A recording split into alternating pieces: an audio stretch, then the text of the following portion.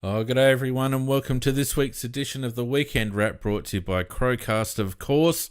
A very, very disappointing end to what was a very good effort by the Crows against Gold Coast, going down by a point, being beaten by some pretty average umpiring in the end. But never mind.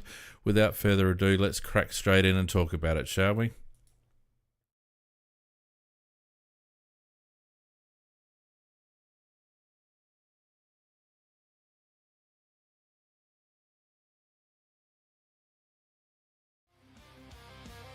Good evening, gentlemen, and welcome to the weekend wrap for round 4, Gold Coast versus Adelaide. Gentlemen, Macca, how are we? Well, I'm pretty much in the same boat as you, mate. Very pissed off of losing a game of footy like that. I mean, there's winning and there's losing, and then there's also something different, or the result. So, not happy at all. And, of course, big man, how are you, sir? I wish I was better, Fiend. The TV nearly copped a remote, but held back, thankfully. Yeah. Yeah, look, I'm very proud of the boys. I thought they played some really good footy, but obviously wasn't meant to be, according to the AFL anyway. Yeah, and of course we got the obligatory sorry fellas, we made a mistake message from the AFL today, which was lovely. You know, it's heartwarming when they feel our pain and apologise and, you know, all that. Yeah, I love hearing those every time, don't you?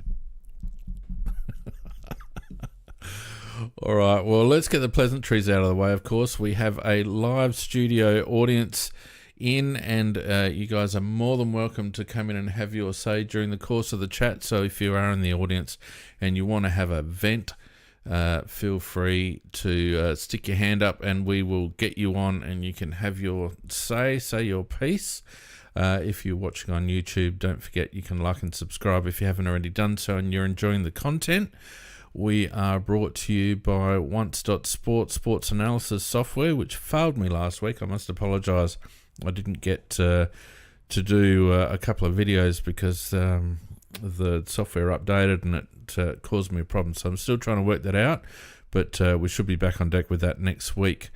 What else? Of course, Mr. Brown is still on annual leave. I spoke to Mr. Brown today and he did his back in the semi. He can hardly walk.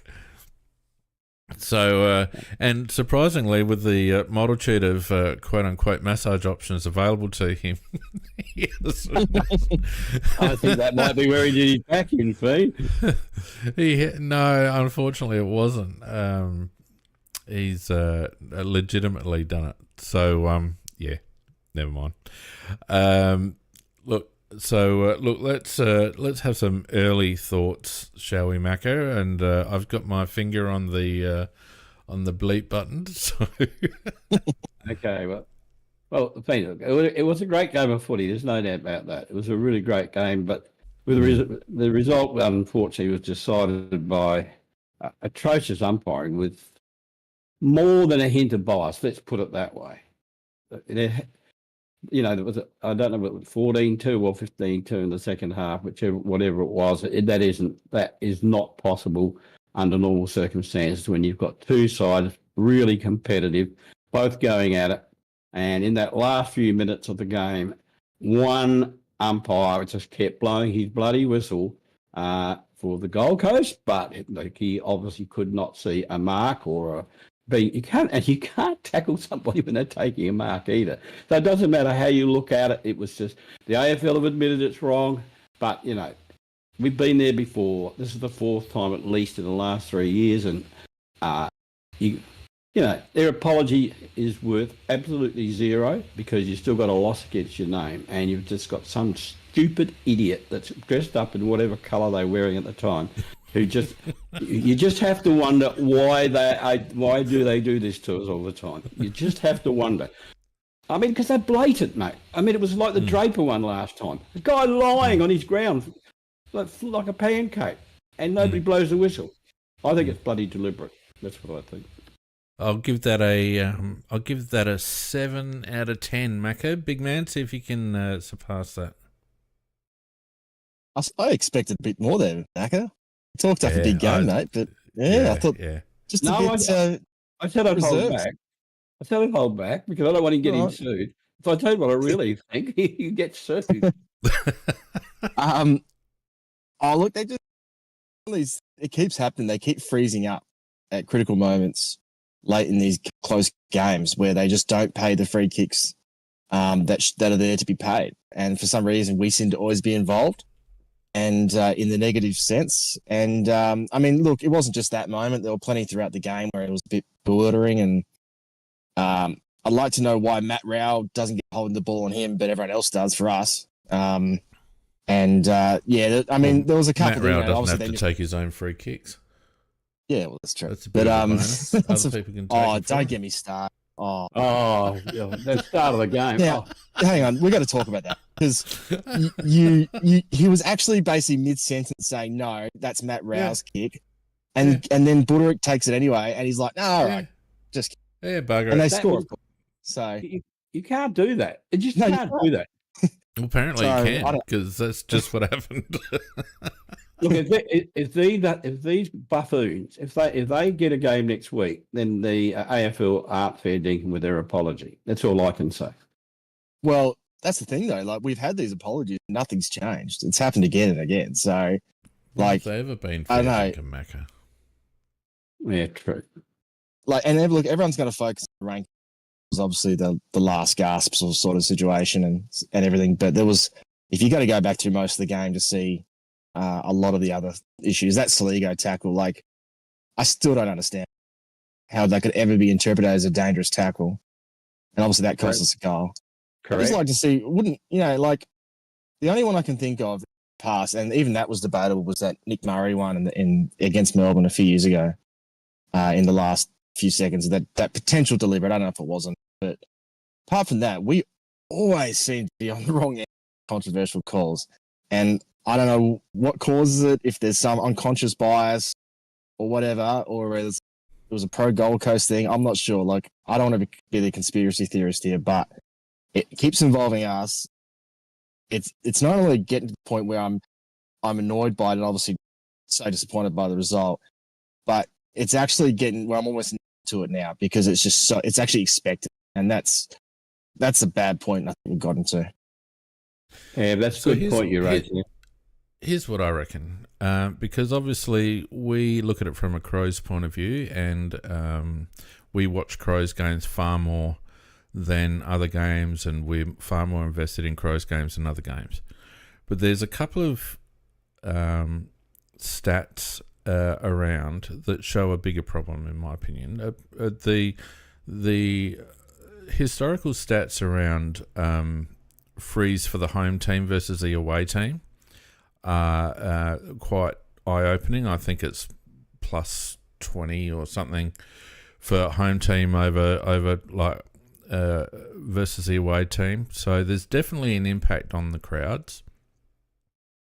Gold Coast this year are, I think, minus 22 in 3 games. So in 3 games, I think it's 80-something to 60-something frees that they've received versus frees that they've been paid. So there's clearly some sort of subconscious bias. And let's face it, they played a couple of crappy teams before us.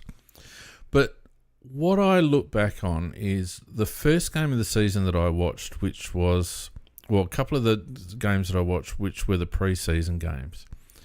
And I looked at those games and how they were umpired, and they were umpired almost perfectly. The umpires were paying frees that were there. There was no interpretation. There was no degrees of, oh, is that a bit soft, or, should I just...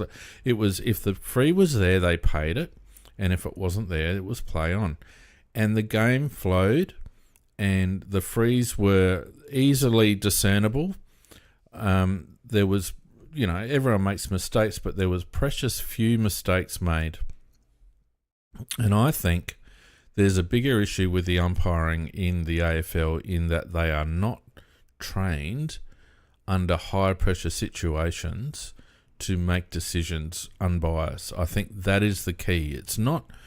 I don't subscribe to conspiracy theories, although it's easy to do so when you look at some of the stuff that we've copped. But I think most supporters of most teams would be able to point to similar situations that they've been in as well. I think there's a bigger issue, and I think the AFL need to address it. It's a situation because the umpiring in the pre-season, when there's nothing riding on it, the crowds are small, versus what happened on Saturday afternoon was chalk and cheese. Now, they're the same umpires. They're like from the same group. They're umpiring the rules the same way, or the same rules, I should say, and yet the manner in which they're officiating is completely and utterly different. And I would love for them to go back and watch those pre-season games and see how well the game flowed and how players adapted very quickly to the fact that rules were being enforced, whether it was a soft one or an obvious one. If you push someone in the back, it's pushed in the back. If you tackle them high, it's tackled high. It was simple, right? Simple game. But the way it was umpired on Saturday was there was degrees. The umpires seemed frazzled. I mean, the umpire that let Rao not take his free in the first few minutes, I mean, he should have been dragged for the emergency straight then. That is but that is fundamental. And he should. Yep. He literally didn't have the strength of character to blow his whistle and say, "No, come back. The wrong person's taken the kick." That's a character issue. That's not bias. That's an indication of the type of person. He doesn't have the strength to assert himself in that situation and go, "No, wrong person took the kick. Come back." So I think it's deeper than just a conspiracy against the Crows. I think they need to be trained in high-pressure situations. They need to be able to deal with partisan crowds, and they need to be taught to umpire in a way where it doesn't matter what the colour of the Guernsey is. They're just looking specifically at the decision in front of them, because I got to tell you, to me, that's fundamental. That's the fundamental problem with the umpires at the moment. It's interesting that you mentioned that, Fiend, too, because look, you're obviously watching today's game against Port and St Kilda, and there was a moment, I think it was in the third quarter, where Isaac Keeler had the ball on the half-back flank, and he took it over the line, sort of whilst under pressure, and the umpire originally called throwing, and then decided like a split second after, actually no, deliberate. Yeah. And if there was no crowd noise there, paying it throwing, but he was influenced by the crowd and the situation. Yep. And obviously we see this a lot, there's the whole noise of affirmation thing. And look, it might have actually been there. It might have been, but they don't normally call that situation deliberate. That happens all the time during games where players will feign to sort of just keep the ball in, but they really actually step it out. Happens all the time. But this time they paid it because the Port crowd wanted them to pay it. And it just, to me, that says that obviously they're influenced by outside factors beyond the decisions they're calling. And also, I just don't think they know, from umpire to umpire, I don't think they truly know how to interpret each decision. I think, there's too much variance there. So I've had this argument with people before. The word interpretation has no place in umpiring a game, right? The rules are clear. Yeah. If the tackle goes above the shoulder, it's a high tackle. If the hands push the player forward, it's a push. You can't tackle a guy when he's going for a mark. The actual rules themselves are very clear. The thing with the out of bounds one, the insufficient intent, that should be taken out of the game. Anytime an umpire has to make an assessment, a judgment call on the intent of a player, that rule is flawed. And they'd be better off bringing in the SANFL rule, last touch or whatever. That's definitive, right? There's no place for interpretation. And yet we get these situations where umpires are making decisions based on where it happens on the ground, which team it is, whose home game it is, who's in front at the time, how it's going to impact the game. all these things that all they should be focused on is what's happening in front of them, and that's the bit that annoys me. But interpretation, any rule that requires interpretation needs to be rewritten, because it's a complicated enough game without asking the umpire to interpret something as well. Well, Yeah, so you go, Macca. yeah, we've got 4 the buggers out there, and there are rules. There are rules of the game, and they're supposed to know those rules and apply those rules.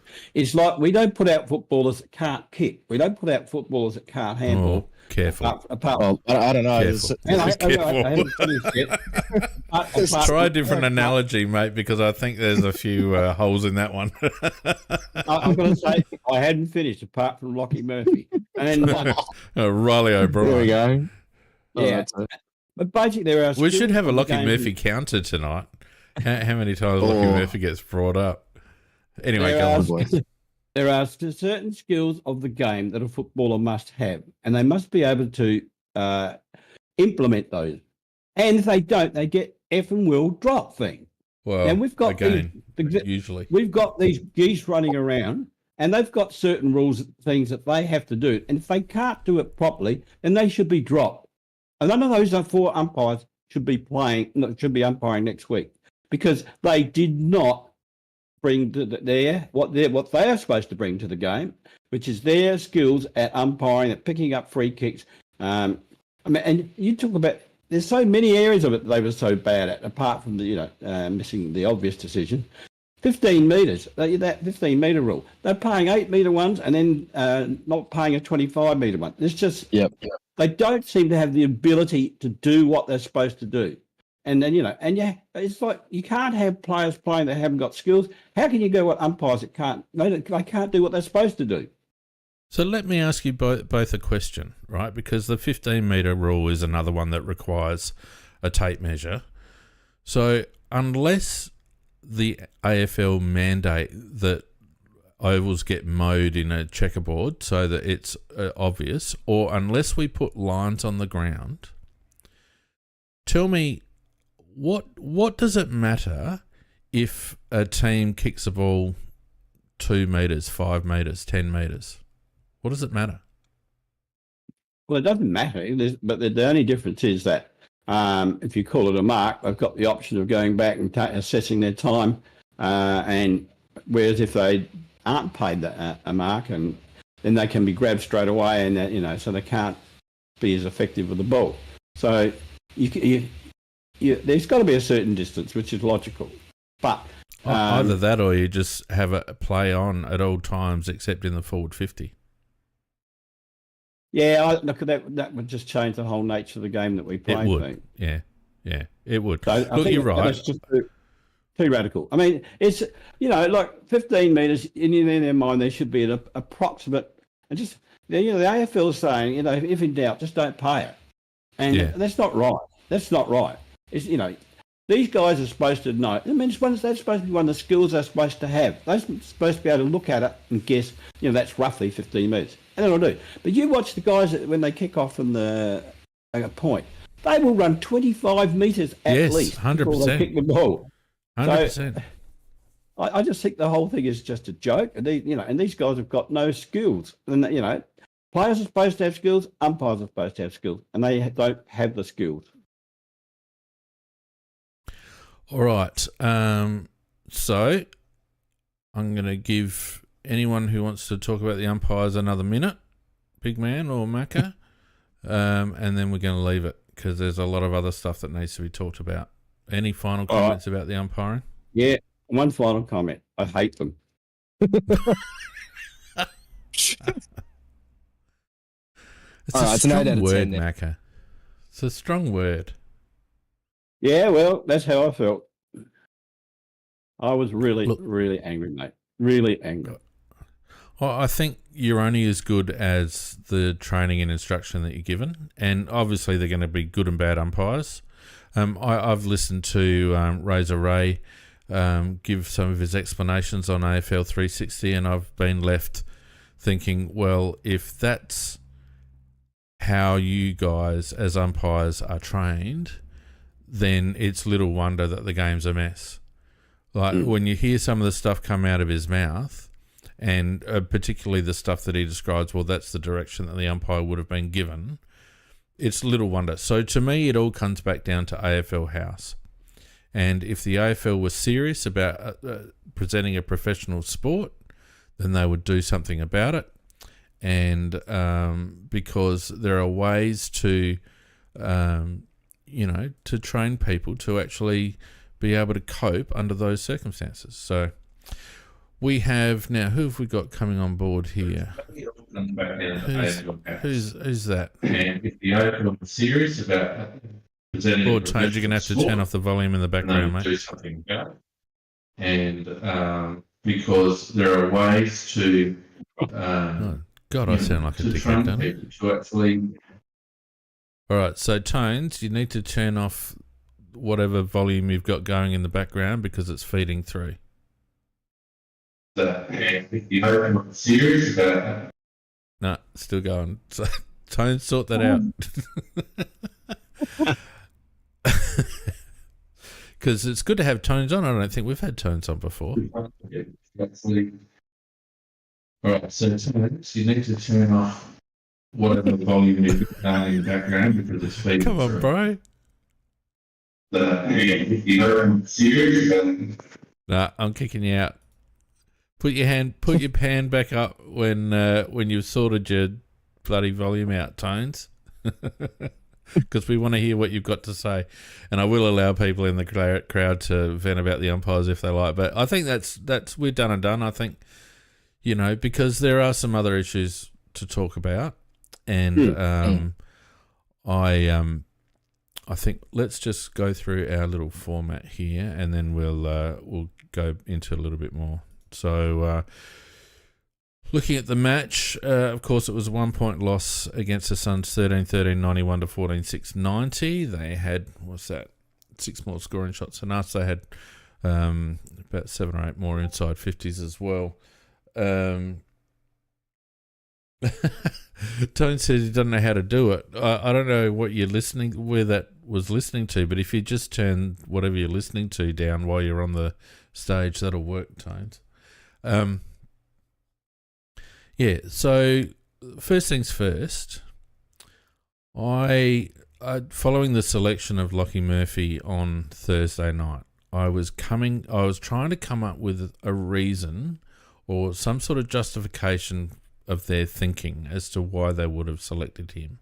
And I noticed in the stats that Gold Coast score heavily from stoppage. And I thought, maybe because Murphy played in the midfield last week against Westie's reserves team. And, he's kind of good inside the contest and all the rest of it. Maybe that's the plan. Maybe we're going to play A and B and Murphy high, get them involved in stoppage around the wing and try to limit, the service out of stoppage that the Gold Coast score from. Well, that didn't bloody happen, did it? So, to me, there was no other reason for Lockie Murphy to have been selected as the person to replace a 2-goal, 20-possession small forward. Because not in his career has he ever been a 2-goal, 20-possession small forward. So, to me, we straight away denied ourselves part of our scoring power by selecting Lockie Murphy. What do you guys think about that? Yeah, Yeah, way to go, mate. So look, I think part of it was definitely, I'm guessing here, but Crouch going out meant that Draper, who probably would have played the Rochelle role originally, had to play midfield. So, we had They didn't have to. They decided they didn't have to. But they've, That's we how know they that decided to. Yeah, we know that the selection panel is very much a like for like. They like to have certain players in certain roles, and they don't like to go. Well, a like for like would have been Berry. Sorry, a like for like would have been Crouch for Berry. Simple as that. I agree. Totally agree. Yeah, but they saw an opportunity to say, okay, Crouch is out, put Sid Draper in the guts. Sid played mainly forward last week once Rochelle went down. with a sub. So instead of having to play sit up forward, we'll bring in another small forward to give us some speed up forward. Yep. And they went with Murphy. And the problem is that look, I'm going to be kind to Murphy because I think he was there at an important stage where we didn't have pressure forwards and we didn't have any real great small forwards once Eddie and everyone and Charlie left. So he came at a time we sort of put a square peg through a round hole with him. It wasn't his natural position, but look, I wouldn't say he got the job done, but he filled a role for a time period. I think we're past this. We're past that stage where we have triers who don't have that skill level required in the team. I think we've gotten past that point in our rebuild where we need players like Murphy, who yes, he'll run down players, he'll chase them, he'll apply pressure coming out of defence. We're beyond that. We need players who do that and are clinical around goal and are clinical with their ball use. And he doesn't offer that. For whatever the reason, the club doesn't see that. Now, I'm not saying Pedlar's the same because I think Pedlar's got some warts and some rough edges too, but there's a fundamental problem here where we value things that we don't need to value as highly anymore because we've got the cattle now. We've got the depth in our list. And I'm going to put him out there because I'm a big fan, but Zach Taylor, he was the one to put in there because, yes, he's not as quick as Murphy, but he's plenty quick still. He's just as good a tackler, and he's clinical around goal. He's going to make a good decision. And those moments where Murphy had the ball and fluffed it up, guarantee Zach Taylor would have made the right call. Correct. So, look, it's easy to say that now. In hindsight, the damage is done. It is what it is. It's not hindsight. It's big man. It's not hindsight. No, every man and his dog. Every man and his dog. There was a neighbour's dog that was telling me why did they select Lockie Murphy over the back fence. Like everyone talking knew. Dog next to. Wow. Yeah, I don't know what her name is. I do agree. Bad choice, hindsight. What should I say? I mean, as in, like it's done now. Like the damage is done. But I guarantee you he's going to be picked again this week, and we're going to go through the whole charade again. And that's my problem. That's my problem. No. The damage isn't done, and we don't. And it's no offense to Lockie because I think he did a good job at a time we needed him. But it's AFL. It's not SANFL. It's AFL. It's not his fault he got picked. Go on, Mako. Well, I think the big man's been overly kind. I don't think there ever was a time we needed him, mate. In my opinion, we never needed him, ever. I just don't think he's AFL standard. He's just not AFL standard. He is the coach's favourite, and that can be the only logical reason he gets picked. He is not in the best 22 in this club. He's not in the best 30 in this club. He should never be picked. He's not an AFL footballer. That's all I've got to say. You were quite right, and that's not the only person we could have put in there. I mean, Billy Dowling's been in great form as well. He could have gone in there. But we had other options. There were several other options that could have gone in there. Murphy is Nix's bloody favourite of Nix, and that's where it starts and that's where it ends. No other coach would play him. Full stop. Well, and I kicked off the season this year. I opened the batting with a video regarding Matthew Nix and whether he was our next Messiah. And one of the main things that we've talked about consistently on this podcast is selection integrity. And to me, if you've got selection integrity, then there needs to be just one question answered. We've got to replace a 2-goal, 20-possession forward, right? So it doesn't matter how many touches Lockie got against Westies, who were absolute dog crap, by the way. So it wasn't a fair measure. I think the goal umpire got 20 touches that game against Westies as well. Like, the fact is, who have we got that is going to give us 2 goals and a bunch of possessions? Lockie Murphy is not a goal kicker. He is not. No. He's never been even at his best. When he's played his good games, it's always been because he's gotten involved up the ground around the contest. He has never, ever, ever been a good goal kicker.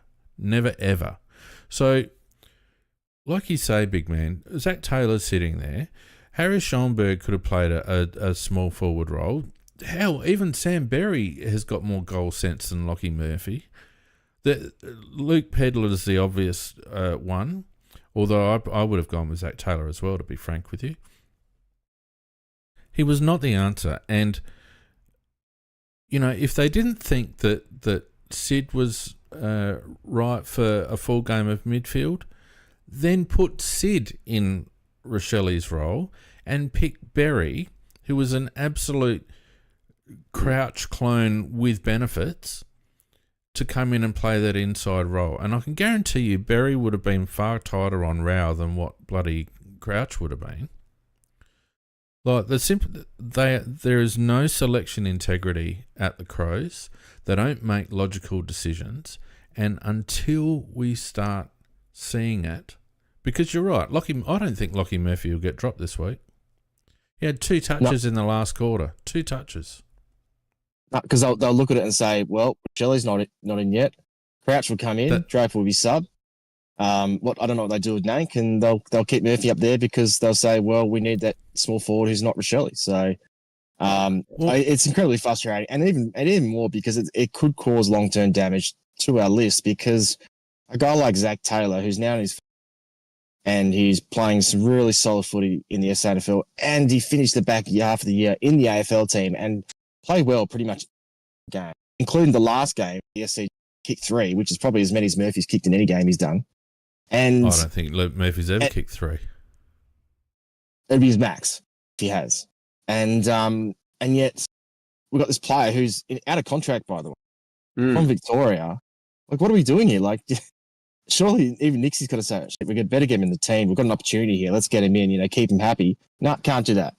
So it's not only causing a problem now, it could cause a problem down the road when if a club comes knocking, you can't blame Zach for wanting to leave, because it's 4th year now. He's ready to go, and we're still not playing in a position we're playing him as a small forward predominantly in Sand and in the preseason, and we lost our best small forward, a goal kicking small forward, and we still couldn't put him in. So what's he thinking now? You know what I mean? 100%. Yeah, and you're right. Same with Berry. We lose our inside midfielder, who's basically Berry's been understudied to his whole time at Adelaide, and except when Crouch was out of favour, and Crouch goes down injured, and he doesn't get a look in. Miller is another one. Now, Miller did a couple of good things on the weekend, but he also made some bad mistakes and bad turnovers, and he's clearly not the player that he was pre-injury. Now, that's fine. It's going to take a guy coming back from 43 knee injuries to find his touch and his speed and all the rest of it.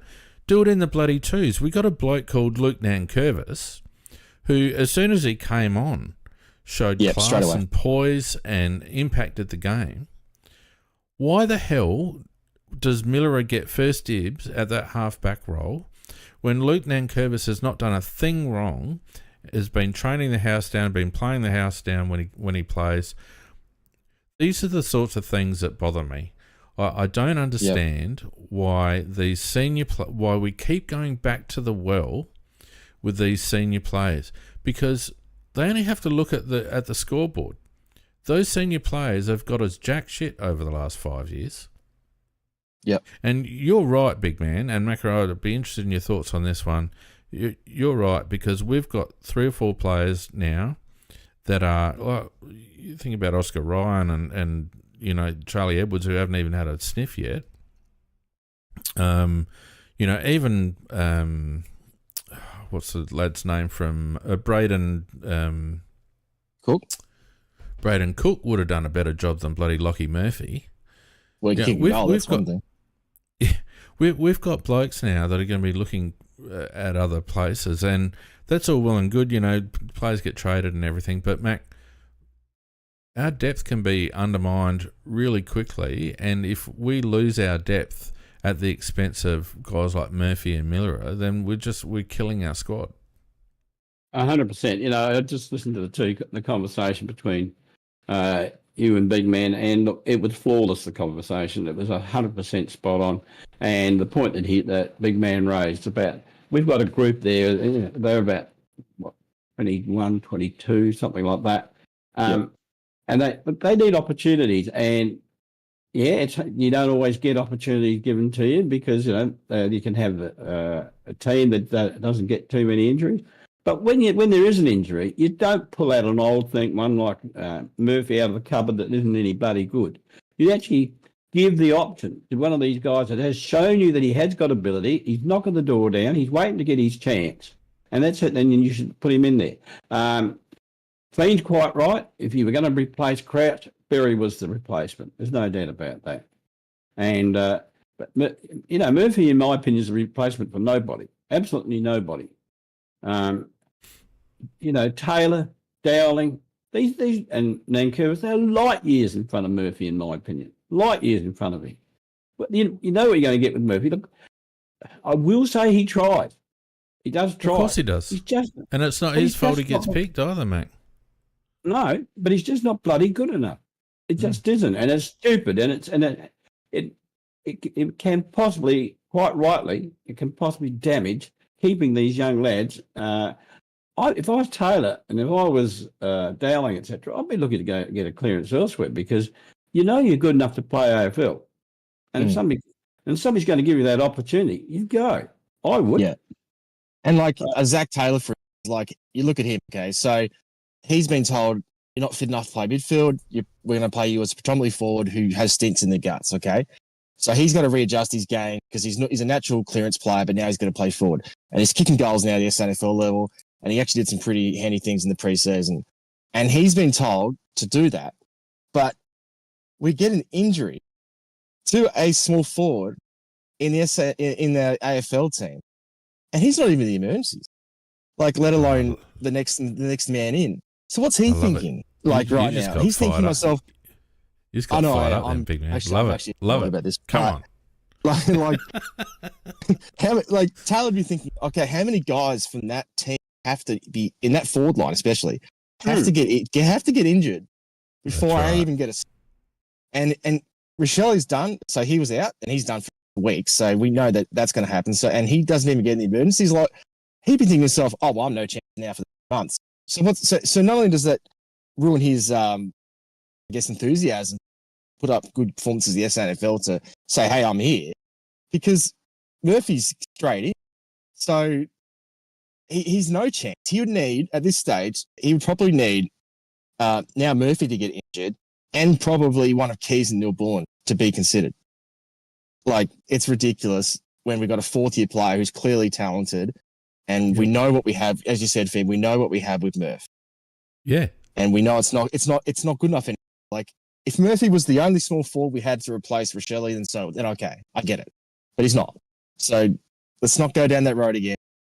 Get someone like a Taylor, and it doesn't have to be Taylor. If it's Pedler, then whatever. But we know the alternative, if it's Murphy, is not the way to go. And as I said, no slight to Murph, but that, you know, he's 26 now. We know what we're going to get. Let's move on. It's not Murphy's fault that he gets selected, and as you rightly point out, Mac, he tries his guts out when he plays. There's no question about his commitment, his effort, and all the rest. He's just not an effective player. And I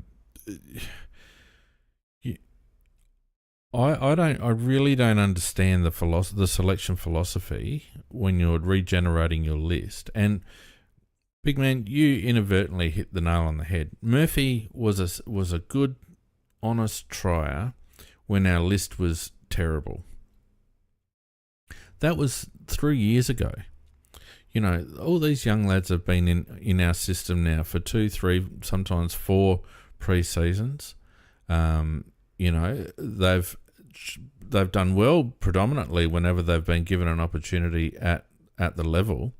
I can't actually think of too many occasions where one of those fringe younger lads has been dropped for form. It's usually been to make way for a senior player. So. Yep.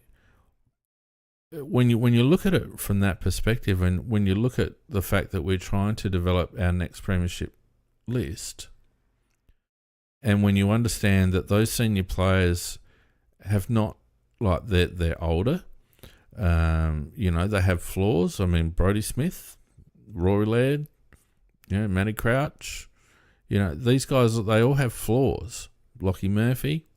So why are we so averse to turning them over? Is it just because they're good blokes? I mean, Lockie Murphy is apparently a ripper fella, loved at the club, all the rest of it. Are we that soft? Are we that much of an unprofessional organisation, Macca, that has any bearing on selection? Well, it must have. It can only be that. I mean, he was good in Cromania. He did his job there, but he's not doing his job out. Not doing his job out in bloody Oval. I mean, that's where it really counts. And Nick should realise that. Maybe he bought a few T-shirts from him and got some discount or something. But no, look, it's just not good enough. There are we could probably name 6 players that probably should be in there before him. Yeah, that's the thing, Mac. Like, if you have the alternative, play the alternative. When you know what you got with Murph. And look, let's be honest, we know what we've got with Taylor because he did it last year. He did it in that back half of the last year. He didn't put a foot wrong.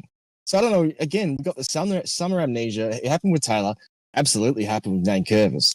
It's like Nick forgets that these guys actually step up to the plate with the opportunity, and it frustrates the hell out of me because we're so close. We're so close, having a 22 or 23 that I think we'd all agree with. If Nankervis was there instead of Miller, and if it was a Zach Taylor or a Pedal was there instead of Murphy on the weekend, no qualms. Like, I know the ball ace thing, we'll probably discuss that. But apart from that, I think we'd all be pretty happy. But we just keep... No, I'd put in Dowling ahead of Scholl as well. I don't think Scholl Scholly's a bit different. And I think...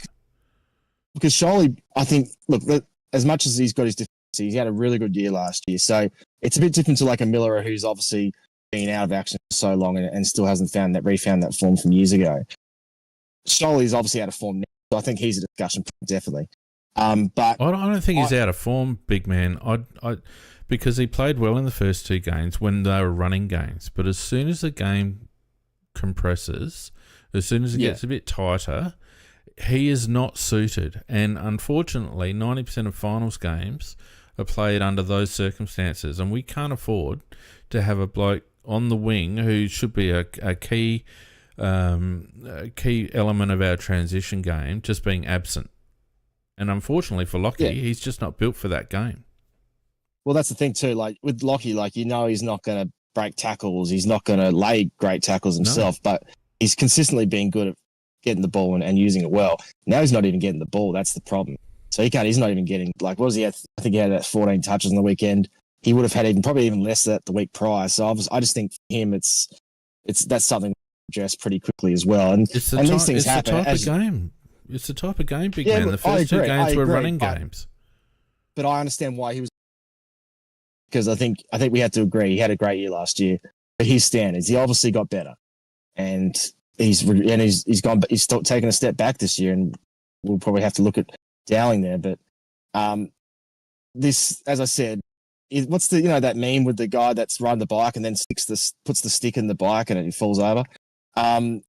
That to me is Nixie and the selection committee, because we have the players to place these guys that got injured, and it's like, no, ignore them, go back to the old well. And it just frustrates me because in a 1-point game, yes, we got screwed by the ump. We know that.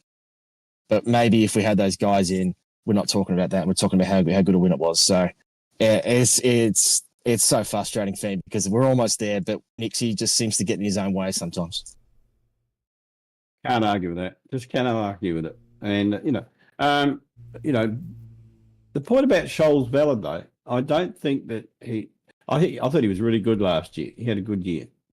But he's not in that form at the moment. And this particular game against Gold Coast was a very contested game. And when you play finals, and that's what we're hoping to do this year, you have to be good in contested games. And that is not Scholly's game. He's very good. He's good at making space, and he uses the ball beautifully, but he didn't have much influence on this particular game. And, somebody says he's weak over the ball. Well, physically he is, unfortunately. I wouldn't be upset if he was dropped, if we did bring in somebody like Billy Dowling, because I thought Billy Dowling played the wing very, very well last year. Where a bloke is really a midfielder and stuck out on a wing. I thought he did a good job. Nan Curvis could do that, a very good job there. So Scholl to me is a question mark.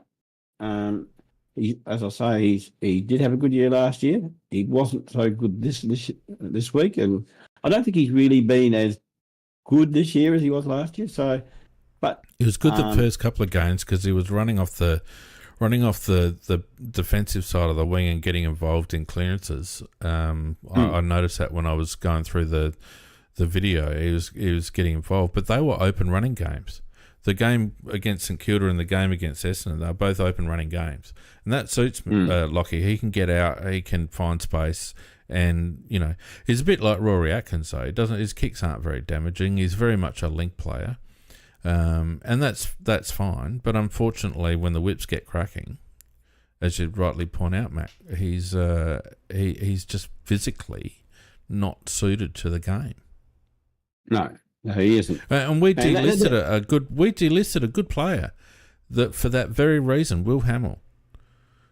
Exactly the same reason. Yeah. Yeah, Will Hamill, he did have ability. Unfortunately, the concussion was another issue there too. Unfortunately, but he did have tons of talent. So a couple of more. Big man, you mentioned Borlase before.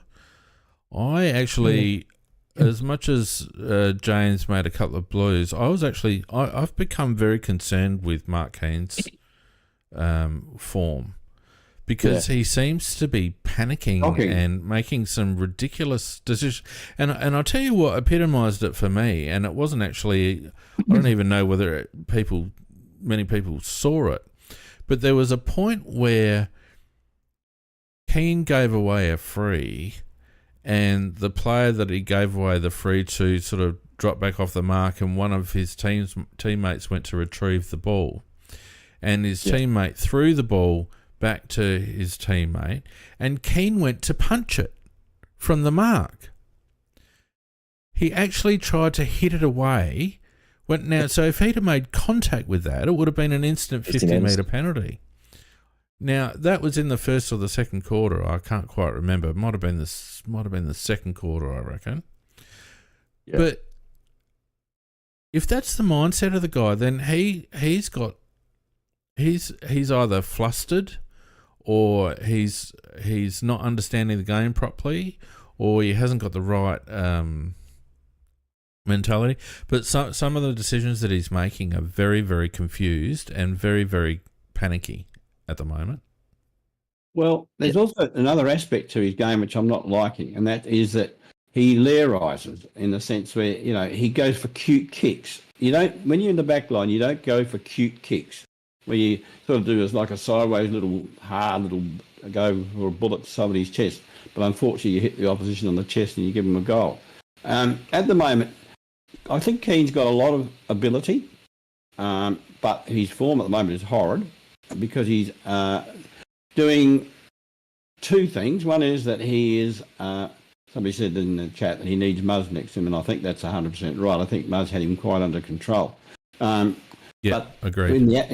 In the absence of Murray, he's been leery. He's been trying to do things he's not capable of doing.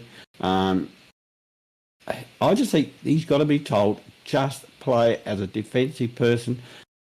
When you get the ball, yes, try and give it to a teammate, but none of this leery stuff. And I just think he is trying to be too clever, too cute at times, and loses his temper at times, and then does something stupid. So I'm really not happy with his form at all at the moment, and I just wonder whether it wouldn't hurt can we afford to drop him at the moment and bring Butts in? Well, Butts used to be our fullback. I don't think he's as mobile. He's not as versatile, but he did do a very good job when he was fullback. So maybe it is. We really do miss Murray, though. Murray was the real strength down there in the back lines, and he kept Keane under control. But at the moment, I think Keane is not doing the logical thing all the time. Maybe Murray was directing him and helping him, but his form since Murray's been gone has been atrocious. But to be fair, last year, Murray wasn't there for nearly the first half of the season, and that when Keane was playing some pretty good footy, particularly in this early stage of the year. So I don't think it's entirely down to. I do think it's a factor because obviously Murray takes the best key forward. Without Murray there, Keane had to play a lot on King. That was never going to be a great matchup regardless. And to be honest, it didn't hurt us as much as it could have because obviously Keane isn't the greatest defender. He's not the tallest, and he's a very offensive-minded player. But the problem is he's so down on confidence now. He's lost his set as well. So he's just in a bit of no man's land with his footy at the moment. I still think he stays in the team because, well, hopefully he gets his confidence back and he starts, taking more intercept marks, making less stupid decisions like, the ones you mentioned, Fiend. He's just a bit out of sorts. And whether that was influenced by that hip injury he got against Brisbane in the preseason, I don't know if it's still lingering or whatever, or he's got to refine that form quick because, obviously we get Murray back in a couple of weeks and that'd be really important. But I do agree, Finn, because I want to ask you, obviously we don't have Butts at the moment, and Butts, got his own issues with his ball use. The one thing he does have is height. And on the weekend we had Worrell, who's 193, and Keane and Borlase would be 192. 192 the max. Tallest of the three of them, yeah. I think Worrell's 194. So like we come up against Ben King is 200 centimeters. Sam Darcy's even taller than that, and there's more to come as well. This is a problem because we've got guys without Butts in the team, and Murray's probably the only one who can handle them because at least Murray, who's not obviously super tall himself, but he jumps to spoil, and he really puts body pressure on, and he can sort of play high, taller than he is. Without him in the team, and say this week coming up, they got Shannon Neal. He's really tall. Jezza Cameron's pretty tall himself. I feel like mobile. So like I don't know if Butts is going to play. You think that going forward, not just this week because obviously Murray comes back in a week or two. Do you think going to the future of our list, we need to look at a key defender who's got that, he's nearly 200 plus centimeters, Harris Andrews type defender, or do you think we've got the mix now, plus Murray, that's going to be fine for us in the next 3 to 4 years? Oh, look, no, personally, I don't think we have enough depth in that department because of the height situation. Keane, in a perfect world, Keane would slot in as a third tall defender, really. Asking him to play a key post is almost a bridge too far these days with the massive forwards. I don't think we have any choice but to bring Geordie Butts in. Traditionally, Geelong play Cameron in a roaming role against us. He gets up the ground and all the rest of it. I actually think that the only player to have any opportunity to quell Jezza at all is Worrell. I don't think either of our keys go with him. Nick Murray maybe if he was playing, but I reckon Worrell's the only one that can go with Cameron, and I'm not saying that he can go well on him. I think he's the best suited. But irrespective, I think that Geordie Butts has to come in for the very reason that you mentioned, mate, that we're coming up against some tall forwards, and 192 centimetre players are naturally at a disadvantage when they're coming up against 198 centimetre beasts, Yeah. And we're just too short down back at the moment. Yeah, and that showed against King. I mean, we were lucky to get away with as little as we did from King, but that wasn't really so much thanks to King. It's just the way it worked out. Yeah. Yeah, well, that was more about the way the ball was delivered and all that sort of stuff. Our pressure. Yeah. Look, we've been quite negative, and that's fine because it's our first loss, and I think. This we mentioned after a couple of rounds, the easy beats are sort of papering over the issues, and I think we're now back very much to where we were last year, but with the addition of a couple of quality players making a difference, and one of those is James Peatling. So I just want to quickly, we'll just run through the team stats, and we'll talk about a couple of players that I've just pointed out. The one thing that bothers me, we're talking about Knicks, is that I didn't actually see any evidence of a style of play designed to quell Gold Coast's strengths. So,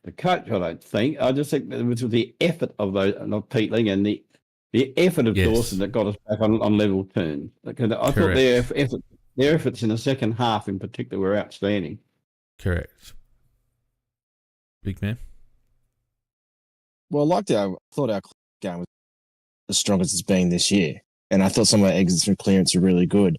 My problem with us was our transition from defence, and Gold Coast really sort of smothered us in terms of our exits, and particularly going, they sort of forced us wide, and every time we got forced wide, we're always kicking to a contest most of the time. And when you're kicking to guys like Sam Collins and Mac Andrew who are defending those, you're not going to. You're relying on basically marks to continue the ball forward, and that's a lot of it wasn't working. Point. And I didn't think. I noticed that when we did, chew off the corridor and actually try to take some risk with our ball use, it worked. A lot of the time we actually cut through them. I would have liked to have seen that more, because if you go back and watch the game, it seems like every time we use the corridor, we almost scored. So, and that's the corridor always isn't available to you. But I thought, particularly in the first half, we were far too conservative coming out of defence. And credit to Gold Coast, they obviously didn't allow us to easily run out of defence. In fact, it was probably two contrasting styles because, and this has been a theme with us this year, we've allowed opposition defences to run it out pretty easily. If you watch them from kick-ins, we've got very little. Most of our players have pushed further back up the ground to take the next kick and to defend that. So we're basically conceding. Yeah, we're basically conceding to almost to the center. Yeah. Part of the boundary, on the boundary line. We're pretty good at not allowing teams through the corridor, but at the same time we're allowing them to do what they want basically out of defence, and that's probably a big reason why it seems like a lot of halfbacks are getting serious numbers against us at the moment every week. This time it was Rioli. That was probably my biggest, that our transition game for defence wasn't great. We made up for it with our clearance stuff, which is great because obviously Gold Coast are a great clearance team themselves, and we took it up to them, and the stats show we beat them in there. So that was fantastic, and that obviously requires some individual brilliance, and we got that obviously for Saligo, Peatling, and the like. But yeah, look, we need to get better in terms of our transition from defence if we're going to take it up to the best sides, because if we did that against Hawthorn, we're not scoring as much as we did on Saturday. So because Gold Coast are good, but they're not Hawthorn.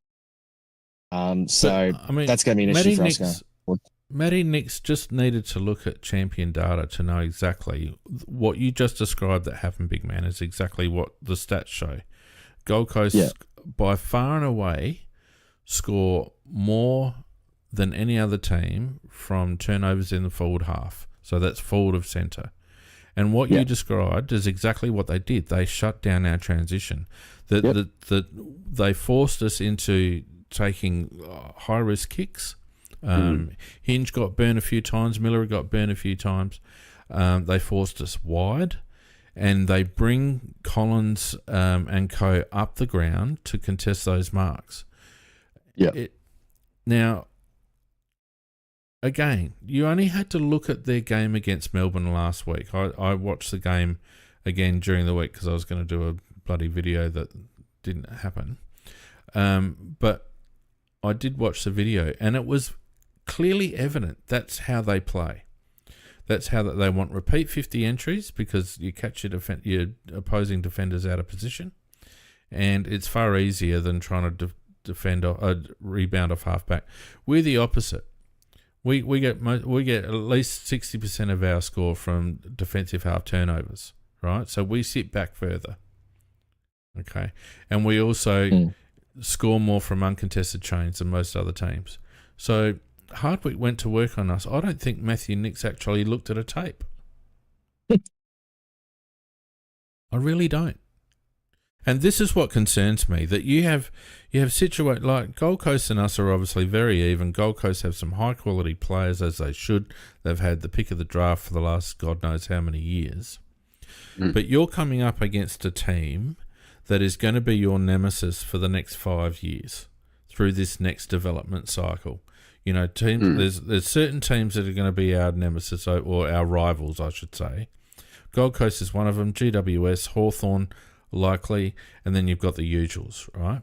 So there are certain teams that you really have to go to work on because you know that you're going to be meeting them in final situations. And I just don't think that our coaching panel, not just Matthew Nicks, but our coaching panel, has the chops, has the nous to work a game plan like Hardwick did against us to shut down our main scoring source. We kicked 14 goals on the weekend. That's 5 or 6 down on our average. The Suns kicked about their average.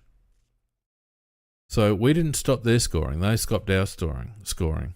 And if it wasn't for us having the absolute man mountain beast, probably best keeper position forward in the competition at the moment, we wouldn't have scored 14 goals. So that's the bit that worries me. And what worries me about that is that Nicks is going to get us into finals this year on the back of a quality list and some blokes coming on like Riley, and we're going to be stuck in a Hinkley situation where he does just enough to keep getting extended.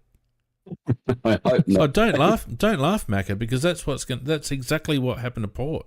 He did just enough to keep getting extended. Yep. Yeah, well, you're right. You can't argue with that. Anyway.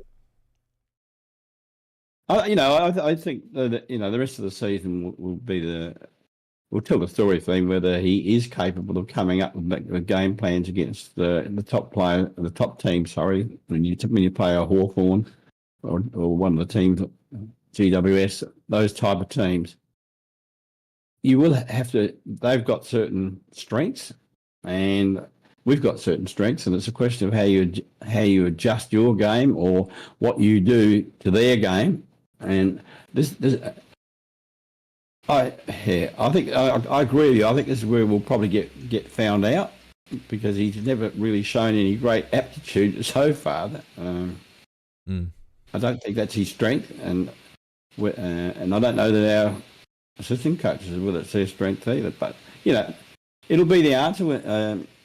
I just can't go on one game. We were very good in all the other games, and this particular game, yes, I think he was outcoached. I won't argue with you about that. But it's a question. Has he ever outcoached an opposition coach in your memory? I can't think of a game. No, I genuinely can't think of it. You could argue that he's got a certain style that works, but it doesn't necessarily work against every team because sometimes you've got to adjust the way you play because of the team you're playing. So that's where I think the actual game plan that we play is not bad, but you cannot play it exactly the same way every game because you've got the opposition. They got their strengths and their way of playing things. You've got to also counter that, and if your game plan doesn't work against that, then you've got to adjust. And I think that's where Nicks gets found out. Yeah.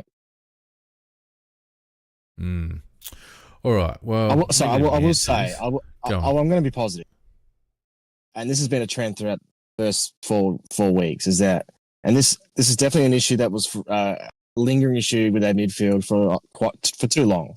Was that our exits from stoppage, particularly in the centre, were really poor for a while. That was an excellent display from our midfield on the weekend, not only to win clearance, the exits from clearance, linking by handball, using players who actually have speed, exiting out of defence, driving the legs. This is an area where we've improved massively. So agreed. Obviously, that's not just Nicks. It's obviously Van Bella. It's also a lot to do with the players we've put in there and we've recruited. Peatling being obviously one of them. Rankin moving into the midfield, and Sid Draper is going to be another one once he comes along. He's going to be so important for that as well. We've actually got a genuinely good midfield now that plays a style that's going to be really important for us with that quick transition game. Put opposition teams under make them panic when you got guys like Thilthorpe. They want quick exits out of defence. That's what we're doing. We're no more hack kicks, no more layered sky balls out of the midfield. It's making a big difference. And I don't know if the stats reflected that in terms of our goals or scores from stoppage, but geez, it's making a difference. Not only with our in terms of the way we move from defence, but also then into the forward line, it's making a big difference. And, as much as, we played amazing football on the weekend, we were definitely very efficient because I think what our inside 50s were quite a bit down from previous weeks and compared to Gold Coast. Obviously, Gold Coast were inflated by their injuries, which we talked about before, in terms of us struggling to get it out of defence. But we're maximising those players, like you mentioned, like Thilthorpe. Yes, we don't want to rely on Filthy kicking 5 and Tex kicking 4 every week. It's not sustainable. But that midfield playing like they are is maximising the talent we do have forward of centre. And so I will praise that because I think that's definitely been a big improvement so far this year. I'd agree with that, mate. I think our midfield looks like it's got enough quality in there. And I would say I thought Sid Draper was fantastic early on Matty Rowley. Brought him down a few times, and every time Rowley tried to break away and Sid was in the mix, he brought him down. So just to give you a look, score sources, Adelaide scored 5-5 from stoppage, 8-1 from turnover, 9 goals from the defensive half, 3 goals, 6 from the forward half, 2 from centre bounce. Gold Coast, 5-8 from stoppage, 7-5 from turnover, 3 goals from defensive half, 8 goals, 10 from forward half. So that illustrates what I'm talking about. But I agree. So one last thing, and we've been very negative about a 1-point loss, so I'm conscious of that. But one last thing I want to talk about. Is it really time that we have to have a sharp look at Riley O'Brien in terms of whether he's the ruckman going forward, or should we give the young lad from Sydney a chance just to see what he can do? It's a reasonable comment, Pete. It is a reasonable comment. It depends on matchups in the sense that when we play Gold Coast, Witts is going to beat him every time because Rob, he goes right against Nankervis because they're both the same type. They bustle and they hustle and very physical with each other. There's certain games you play Rob and you know that he's going to give you a reasonable result. When you play against Gold Coast, and also the same when you play against Brisbane, he always gets thrashed by those great big long arms. He gets done every time. I think that when you're playing a lesser team with where you think we win the game anyhow, I think we really should try it out to see how it goes. But as I say, there are certain games that Rob goes well in, and the other games where he's just going to get done. And maybe they're the ones you should probably try it out. What do you think, big man? I think that's not everyone will agree with it. When I look at a ruckman, to me, you need a break even. I don't think you need to be an absolute star ruckman you need to have an absolute star ruckman, to win a premiership. I think you need to have a ruckman that breaks even most weeks. Obviously you'd like them to win more than not, but as long as they're not allowing the opposition ruckman to dictate terms throughout the midfield and throughout games and whatnot, that then it becomes an issue. But the thing with Rob is that Rob's great against 200 centimetre blokes that, as you said before, hustle and bustle. Yep. If he doesn't like guys that are either super tall, like a Witts, or he doesn't like guys that leap, like a Deconing type, for instance. Yep. So, and that's you're giving up. These days, you look at the ruckman across the league. There's quite a few of the players that fit into those two categories. So unfortunately, Rob, Sherry's a great example of someone that Rob would match up against. Kieran Briggs would be a great matchup for Rob because these guys aren't super tall. They're not leapers. They're sort of like Rob, but around the same level. Correct. And he's gonna match them and then probably beat them because we know he can run out games better than most ruckmen. Yeah. But he's giving up. There's a lot of good ruckmen out there who are either super tall or got a crazy leap or they're both. And unfortunately, I think he's conceding too much now to these ruckmen because the quality of the ruckman in the league is pretty high now. Yeah. And going forward, we probably need to look at that. And it's interesting because we've got a guy with McAndrew now who's playing good SANFL footy, and he is a very different type to Rob. He's not an endurance beast like Rob is, but he's super tall. What is he, 209 centimeters? So he's Yeah. nearly as tall as anyone else going around the comp. And he does jump at the footy, not as high as like a De Koning, but he's not too far off. So, again, I think this is a situation where we're 3-1. I don't think Nix is going to look at it just yet. And I knowing Nixie, how we know how he is, I don't think he's going to look for a few weeks, even if Rob struggles for the next couple. Which is unfortunate because obviously it would be good to see how we go in there. And you talked about Filthy earlier, like how dynamic he looked in the midfield. Like he's a different type of ruckman to Rob as well. He gives us a different look in there. I don't want Filthy to play ruck, of course, like time anyway, but he'd be almost the best ruckman in the competition, I reckon. Riley Thiel thought if he played full time ruck, he's not as tall as he's not going to. No, but his impact on the game, would be far and away above 90% of the ruckmen in the competition, in my opinion. Well, I mean, we look at like how good like a Dean Cox was back in the day. Coxie was obviously pretty tall himself, but it was what he did beyond the tap that really made him the star that he was. Filthy's another discussion, in terms of that. But in terms of a full-time ruck, it's not going to happen this week. It's not going to happen next week. We know that's not how we operate. But I'd be disappointed if we didn't have a look at it, unless Rob ups the ante a bit. But at the end of the day, I think, we know what Rob is now, and there's only so much he can do and we know what kind of players he struggles against. And he's going to face those challenges again throughout the year. So, do we go a horses for courses situation? Depending on the matchup, I can't see us doing it because we don't do things like that.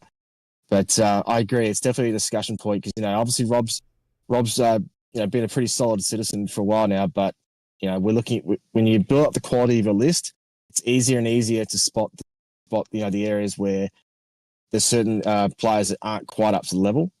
And Rob is in an interesting spot where he's obviously AFL quality, but got some serious flaws, and those flaws are sticking out more than ever. And I guess it just depends. Do we address it? I don't think we will, but I'd be disappointed if we didn't have a real look at it at some stage. Well, my biggest issue with him in the ruck, it's not so much his ruck work itself, although I agree with you, Macca, that it can be a bit diabolical at times. And, when I see him tapping into the corridor in the defensive 50, I just want to punch him in the face.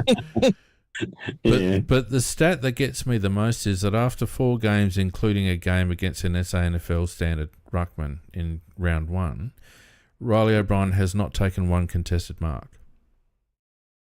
Now, he just needs to be taking at least one contested mark a game. And not only that, the eye test will tell you that a lot of the times he's not even in the contest. And when he is in the contest, a lot of the time he's actually jumping up against our other forwards. He doesn't have any real game awareness, and he was at his best when he was taking marks around the ground, and he hasn't been like that for a long time. And to be 4 rounds in and not have taken, as a big guy, have not taken one contested mark in 4 rounds. Is that right? That's diabolical. That's amazing. I'm looking at the Wheelo ratings. I know he's obviously taking set mark. Wow, I can't believe none of them could be contested. Surely there would be. But mate, hasn't taken one. I'll check Footy Wire as well, but Wheelo tells me he hasn't taken one. Yes. Well, yeah. I'm not surprised. I really am surprised. So I was trying to think of when he's taken it. Nothing came to mind. Well, there wasn't many touches, let alone marks. Rob, what do you have, 5? So that's, you don't need Rucker to get 20 plus each week, but that's not up to scratch. There is a lot of talk about us being into Draper of Essendon. What are your thoughts there, boys? You go, mate. For me, he's a great athlete, and obviously, if a ruckman, you love them being great athletes because obviously they're going to have an advantage of the ruck. But I see him as someone who, and I'm not going to judge his personality, but in terms of his actual football craft, I don't think he's 100% a serious AFL football, and he does things and has on not only just the way he carries himself on the ground, but just the way he uses the ball and his decision making. I would think he'd be a really hard watch for us as supporters. I acknowledge that he's got attributes that are better than Rob's. His ruck craft and his leap and everything, and he can go forward and take a mark as well. But geez, his decision making pretty woeful. If we think Rob's is bad, geez, I think Draper might be even a step below that. So, I would like to think we look at other options instead of just settling for Draper because he's South Australian and he's a ruck that could be handy for us. I think I'd rather us either go harder than that or just go through the draft, persist with McAndrew, see what he's got as well. Because to me, it's money spent that could be spent better elsewhere. Yeah, I'm with you. That's why I raised the question because there's a lot of talk about us being into Draper, and I just don't see them. Yeah, somebody said you wouldn't play 58 over. If he was 22, I'd be like, okay, there's scope there growing into his his body, and he's still learning the craft. But I think he's pushing 27 now, so he is what he is pretty much. I know Ruckman, obviously come to their best form, later than most compared to a midfielder. But I'm pretty sure he's the finished product or close to, and I think we can do better. And as I said, he wouldn't cost us draft picks unless Essendon, but I don't think it's worth the trouble. Even though he's South Australian, I get it, but not for me. So but just a confirmation I've got up on the screen for those on YouTube. A screenshot from Footy Wire. Riley O'Brien, it's confirmed, has not taken a contested mark this season. Gee whiz. That's terrible, isn't it? That's confidence, isn't it? That's confidence more than anything that he obviously would have spilled quite a few. It's just not getting to him. It's not good enough. That's what it is. It's not good enough. But as I said, you go, Finn. On the Draper thing, I'm opposed to you two. I would take Draper in a heartbeat. Absolutely, I'd take him in a heartbeat. His ruck work's underrated, and he can get forward and kick you a goal. So it would give us versatility because we'd have two goal kicking ruckmen. Obviously, Thilthorpe in a far different league to Draper, but Draper comes cheap, and he can ruck. He's a good ruckman, and he's far more athletic than O'Brien. It doesn't take a lot of marks around the ground, but I can guarantee you that he's taken more than 0 this season. So yeah, I wouldn't be spending a lot on someone like Draper. I think he's going to cost a bit though, Finn. That's the thing. When you say come cheap, he wouldn't cost us draft picks, but I'm pretty sure he's going to be demanding $700,000, $650-ish territory. Yeah, it's a lot to give up. I think he'd be asking for a little bit more actually. Well, these days, that's probably right. I don't think he's going to be getting it because he won't get it from Essendon. He won't get it from Essendon because they've got to spend money elsewhere. And they've got Brian through and stuff, but I don't know. If you don't want to pay your lead ruckman $700,000, then your list management has got whiskers on it. $700,000 in today's cap is not huge money. I don't want to pay $700,000 for those brain fades because geez, he has brain fades, Finn. Bad. So, but 90% of them have brain fades. How much is Sydney paying Brody Grundy at the moment? $1 million. He gets $1 million. Correct. I can't trust Draper. That's the problem. And I'd have him over O'Brien in a heartbeat. I see your point, but I'd rather just say, you know what, let's have neither. Look elsewhere, and whether that's through the draft, develop someone young. We haven't done that for a long time. No. See, this is the point, right? Yes, absolutely. We need to develop a ruckman for the future, but we are 1 to 2 seasons away from being in a flag-winning situation in terms of our list development. We need a ruckman for now as well as a ruckman for later.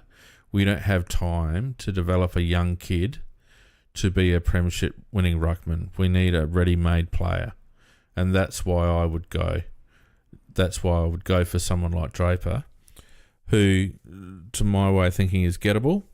Won't be terribly expensive, and will be an upgrade in a couple of departments that are lacking in O'Brien. That's my thinking. Yeah, I see Draper as that girl. Like you're at the pub or the bar or whatever, the club, and the lights come on at 3 or whatever in the morning. Be careful. We've got female listeners, big man. No, and I know you're not showing your face, but I am. It's gender mutual. It can go both ways, And I'm just saying, you don't have too many options left, and you think yourself, look, is this the Options best I for can what? do to take home? And I'm just saying, to me, it's like sometimes you better just walking home alone than taking someone that you're going to regret. So, we never go through that one. Jesus. I was thinking, where's he going? I had a freaking heart attack then. Oh, mate, good on you. We're not talking at the pub. Oh, my God. And just to the... I think sometimes you just got to say, you know what, I'm good. Let's go. Let's walk home alone. Don't regret it in the morning. So... And, oh, mate, the stats on YouTube... Oh, man. The stats on YouTube shows me that 98% of our audience are male. So I'd just like to apologise to the 2% of our audience who are female. Do you think a big man's outdone me with that one? He's certainly giving you a run for your money. That's for sure. I'm the one that's usually doing it, big man. So I'm glad it's you. Oh, well done, mate. Right. Another bloke. Actually, I watched another bloke play footy today, and there's talk about him as well, and that's Wanganeen Miller, and he is a star. He's an absolute star. And now I would absolutely, if it meant abandoning anything and just keeping Rob, I would go after him 100 mile an hour. This guy is something special, and I know that. He may stay where he is. He may want to go to Port, but we've got to have the biggest crack in the world to try and get him. Well, my little birdie popped up again. Yes. And we're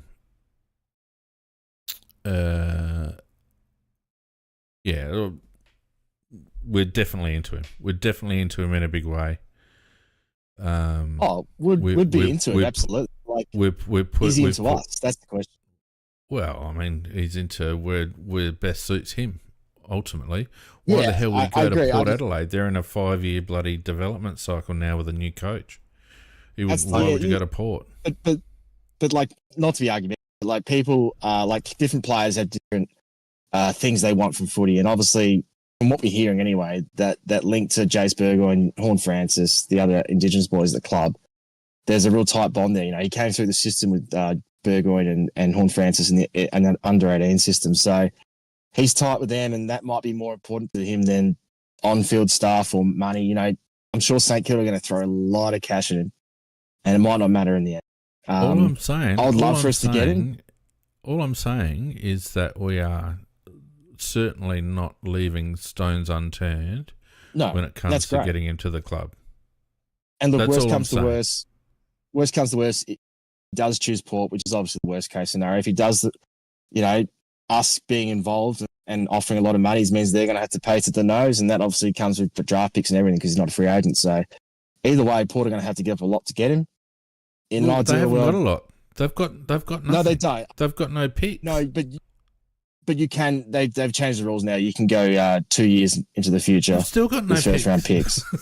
They've still got no picks. No, they do have next year's and the year after. They can use those, but obviously, it's going to be. He's going to cost a lot. He's probably going to cost both those the future first rounders. So it is what it is. If I was St Kilda, though, I'm not interested in futures. I'm interested in now because you're losing a good player now. 100%. Look, I think that everything you said about the association with these other Aboriginal players down at Port Adelaide, they do have a strong bond. There's no doubt about that. But if he was really thinking about his future and wanting to play good footy in a team that is likely to go somewhere, I think, we and Port Adelaide are heading in different directions. We've been down the bottom for a long time, and we're starting to go in the right direction. Port Adelaide have been at the top for a fair while, and now they're starting to go in the wrong direction. So, if he wanted to get satisfaction out of playing footy, we would be a much better option. Somebody says in the chat, and that is a danger. Offering butters. Yeah, no, look, I don't want to get into a trade chat. That's not my point. All I'm saying is that for the second time now, the same person has told me that we are definitely into him. So you brought up Nathan Wanganeen-Miller, Nasiah Wanganeen-Miller. Yeah. And I'm saying that, yes, we're doing everything we possibly can to entice him to the club. Whether we do or not is another thing, but it's not as if we're ignoring the situation. Well, I will say that your information is always proven very, very accurate. So, I like it. Guy, man, shut up. I love it. Nathan Wisteria Manganese. Shut up. Leave me alone. It's been a long week. Not only does he accumulate, but he also has lovely foot skills. So he's basically exactly what we need coming, out of defence.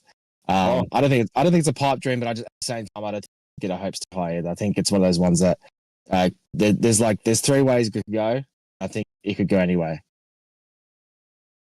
Yeah. All right. Let's have a chat about some of the positives to come out, and I just want to cover a few players. Again, not necessarily the best or whatever, but just some players that I felt worth talking about. James Peatling's the first one. 24 touches, 4 marks, 6 tackles, 4 clearances, 10 inside 50s, 635 metres gain. I think James. I think one thing we probably overlooked with James is that it just took. Like he did not come from a full-time midfield role at GWS, and it's just taken him a couple of weeks to get into that. But his energy around the contest and his ability to get separation very quickly with ball in hand is outstanding, and definitely the best game for the club so far. Yeah, look, I was desperate for us to get him clean, absolutely desperate, because I watch every game and I watch this lad. He's a slow burner in the sense that he's been at GWS. He was there for about 3 to 4 years. Lack of opportunity, of course, because they keep getting all these various players that they put. What do you call them? With their they're entitled to put them away and get them because they're local, whatever you call that thing. I forgot what it's called. The academy. Thank you, academy. I couldn't think of the bloody word. Oh, Macca, I just got to interrupt you for a minute because I always like highlighting when this number comes up. We currently have 119 concurrent viewers, so whenever 119 comes up, I just have to bring it up. Excellent. So anyway, as you were. So Peatling, his opportunities were very, very limited, but last year, it was really his first year to get a proper crack, and I watched him grow during the season, and by the end of I saw him getting started off in sub several times, and then got the opportunity on the ground. And by the end of the year, the boy was really starting to fire. And I thought, this guy is just in his early stages of his growth period, and I really, really want him at the Crows because then we will get the benefit of that growth period. And this guy is going to be very, very good for us. And we. In the one game, we saw him just improve his game rapidly, and what he did in the second half was bloody outstanding, absolutely outstanding. And as his confidence grows, his belief grows, and he's just fitting in with the team. We're going to get a lot of games like that out of him. So really, really wrapped in him. The big man. Like well said, Mac. He was good last week, but he was definitely the best game for us on Saturday. I think the big difference was just how clean he was at ground level. He was a bit fumbly in those first 2 games, which probably was a bit uncharacteristic of him because he's actually typically been pretty clean with his ball handling. But it deserted him he might have been a bit nervous, I guess. But he was clean as a whistle on Saturday and his ability to, as I said, he's a bit of a contortionist. He just twists his body in certain ways and gets out of tackles, or he gets free kicks from. Yeah, he just has that ability to twist his body in and extract the footy, and obviously he's got a bit of pace as well, which is handy to have coming out of stoppage, and it just suits us really well because not only that, he's got a good defensive side to his game as well. Probably his kicking is the thing that stood out to me as something that's better than I thought he would be. He still has the odd hat kick out of stoppage, which he needs to get out of his game, but I thought for the most part he lowered the eyes. Or when he goes long, he really flushes. He's a big long kick, and he kicked another goal on the weekend. He's going to kick multiple bags of goals at stages throughout his career for us because he's very good on the snap around goal. He's got good goal sense. So, as I said previously in the past, he cost us a second round pick this year, which is looking pretty good for us because obviously we're looking like a much improved team this year. And we got the Giants third and fourth back. So I don't think we could have done much better with that trade. No. And I think he just fits a nice little niche in there. It's interesting looking at his CBAs. They still weren't super high. Even with Crouch out of the team, Sid basically took Crouch numbers and we got a little bit more from Dawson and Saligo and such. But it was just interesting to see that he still only had about 30% CBAs, but it felt like he was around the ball a lot more, particularly around those around the ground stoppages and his score involvements and his ability to drive the ball inside 50 were such an important part of scoring on Saturday. So he was huge, probably one of the best on ground alongside Saligo in terms of our mids. And he got pace. He got real pace. Yep. Definitely.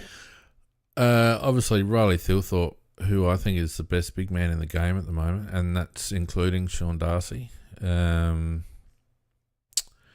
Just an absolute man mountain. Absolute man mountain. 16 touches, 5 marks, 9 hitouts, 4 clearances, 8 score involvements, kicked 5 goals, 2. Probably should have got it free towards the end there to win the game for us. There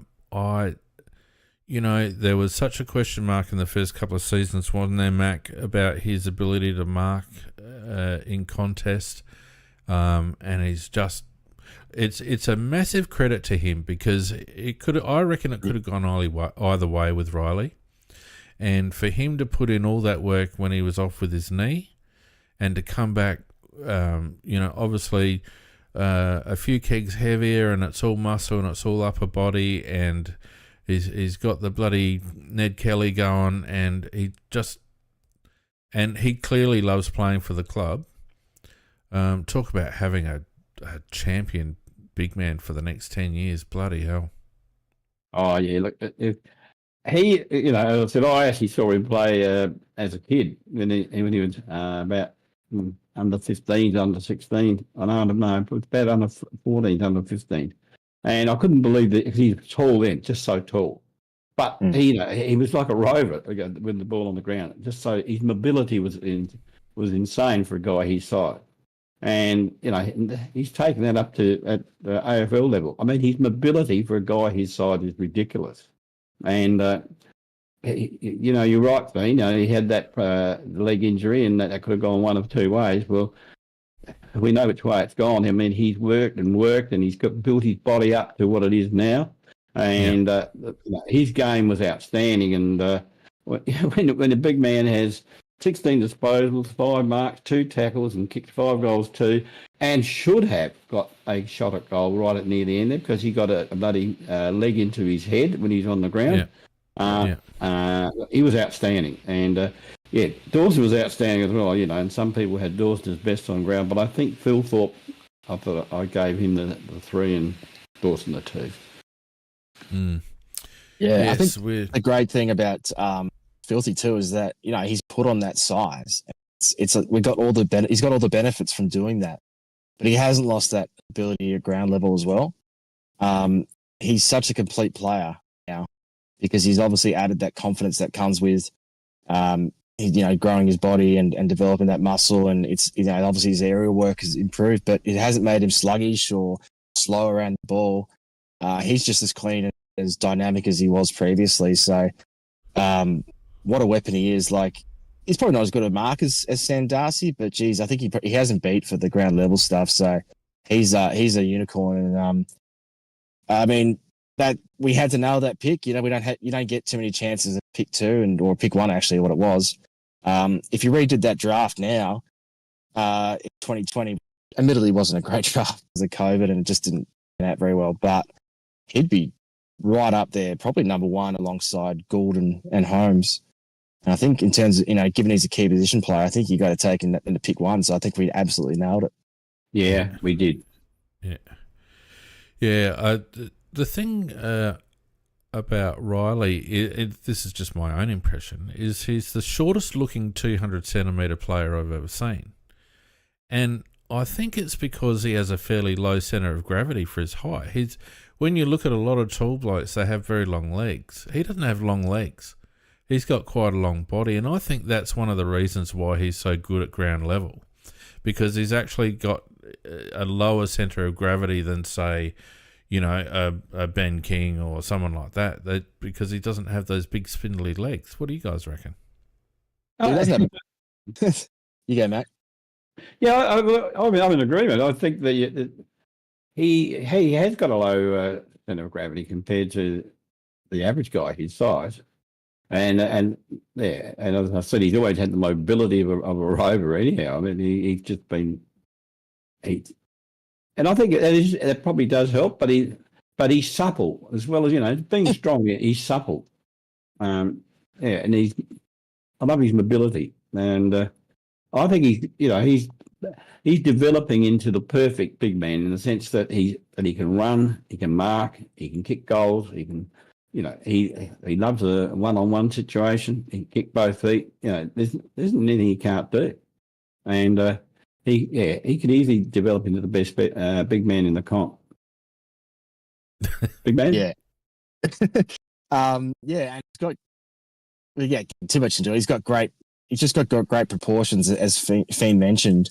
And another thing too, he's 201 centimeters. He hasn't got much of a neck, which means all his height's in his body. You look at Charlie Curnow, who's not a super tall guy. I think he's about 193, Charlie.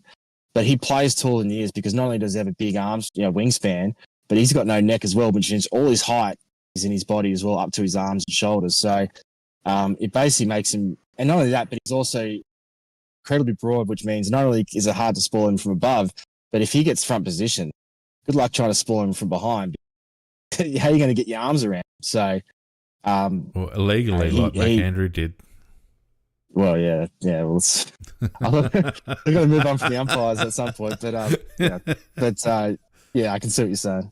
But yeah, what a great player, and it's so exciting when your players break out and with tools, it seems just happens rapidly. Like look at Jack Riewoldt in his early years. Jack was a bit of a flighty, flaky sort of player, and then I think it was like 2010 or 11, he just went bang and started kicking bags of goals. And that's just what happens with tools. Tex did it in 2012. It's exciting when it happens. It happens quickly, and generally once they become good, they stay good for a long time. So it's really good to see Riley do that. You mentioned Riewoldt. Nick Riewoldt was the same as well. As soon as he had a couple of years in the system and filled out a bit, he was just bloody unstoppable. So I see Thilthorpe. He's probably maybe not, probably a yard of pace down on Nick Riewoldt, but very similar in terms of mobility and probably a better mark. Anyway, so he had a good game. Isaac Cumming is the other one I wanted to highlight. Not because he was amazing, but it was certainly his best game for us so far. I felt like he got more involved. He had 20 disposals, 8 marks, 5 tackles, 5 score involvements, 16 uncontested possessions. So he was certainly providing the outlet that we were lacking from Lachie Shoal. A couple of things stood out with me with Isaac. He's harder over the ball than what I expected. And he's a better kick than what I expected.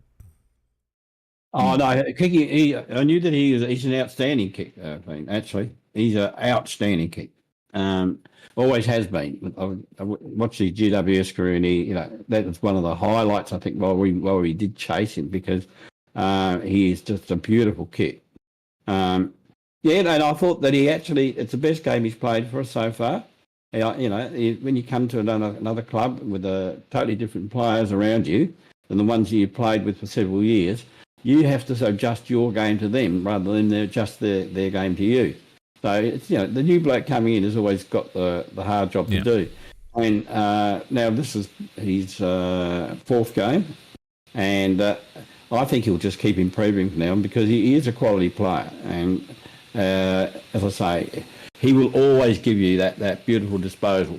That's one of the features of his game. He's got relatively good pace and he's relatively tough as well. So he was a very good get, and I think, and as I say, this was his best game, and I think he'll just go on with him from here. I think well, his athletic profiles. You're someone that's going to be frenetic and take the game on and everything. But he's always been more of a calm, considered decision maker. He's very silky, and what he does is make really good decisions with his ball use, particularly by foot. He sees the game ahead really well. He rewards players that lead up at him or run hard to provide an option. So he doesn't always go long just for the sake of it. He will hit up targets. Should he have rewarded Riley Thilthorpe right at death there, or should he had a ping? Look, this is the tougher one because if he kicks it out in the full, then you don't get anything out of it at all. If he kicks it behind, it draws the game, but there's still a little bit of time left. Maybe they could have gone coast to coast for the kick out. It's really easy to say, what he could have done now, but at the time, if he, I'm just interested in your view. No, it's a great because I think that people would be very divided on it, and it was a good kick, and Riley almost took it. And if it worked perfectly, it would have been an amazing play, but it obviously didn't eventuate that way. And that's what came naturally at the moment. I think that's fine. But obviously, if he goes for goal, maybe we draw the game. But I'm not going to hang him for that. And God, no. This is the thing. Yeah. But he was probably the guy I was most excited about for the club because not only did we get him as a free agent, so we didn't have to give up anything in terms of draft collateral, but he just screamed to me class. I think that's something we needed it more and more in the team. And you just notice when he gets the ball, very rarely he coughs it up in dangerous areas. He makes the right decision almost every time. And the more guys you have like that, you're going to obviously, the better off you'll be. And he hasn't been amazing so far. I definitely agree this was the best game. But he's going to be a really valuable asset to us. Because, in the past, I think we haven't had great decision makers in the team.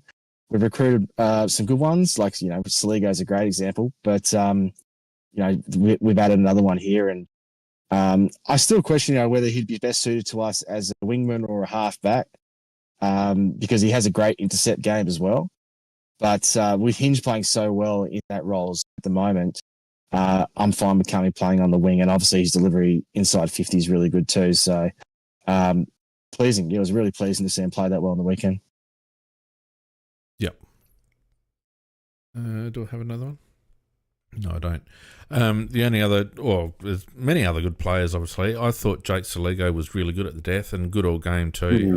Made some really smart plays, and I was impressed by his fitness because he put in a couple of really strong efforts very, very late in the piece where you kind of thought maybe he might have been a bit gassed. So he's obviously built that engine up quite nicely. Geordie, as you said, Mac, I thought was pretty solid, although obviously being troubled by that calf. So probably he played a little bit less or I don't know how to describe it. He got a lot of the ball, maybe not quite as impactful as usual. Tex did all right. Couple of blues, a couple of really good things. I thought he should have given off that handball rather than trying to go for that snap late in the game. I think it was a fantastic performance against a genuine opposition on their home deck in extreme conditions. Can anyone explain to me why Nix didn't accept the heat protocols? I could tell you why. It starts with D and ends with head.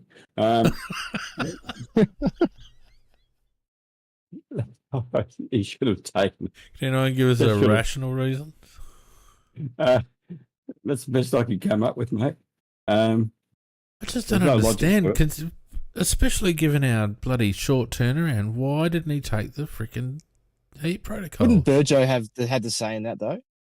I have no I would've idea. I thought. don't know. I would have thought. I would have thought Burjo would have say.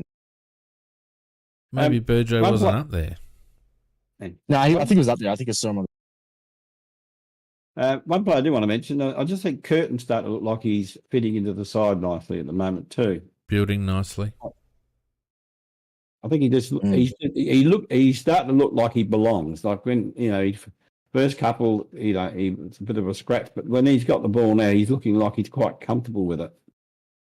Yeah, Billy he's another in the great. chat. Sorry, Billy in the chat says that the protocols wasn't a club choice. My understanding was that the clubs were given the choice. Hardwick turned it down because it's competitive advantage for him, but so did Nick. So anyway, whatever. Go on, boys. I was just Curtin. He's another quality decision maker. He didn't have massive numbers on the weekend, but what he did do when he got it was always constructive. He almost always picks the right option at the right time. And he, as I said previously, and he's not a world beater at the moment, but we shouldn't expect him to be. And as long as he keeps doing his part, obviously he's playing an interesting role because he's sort of half forward /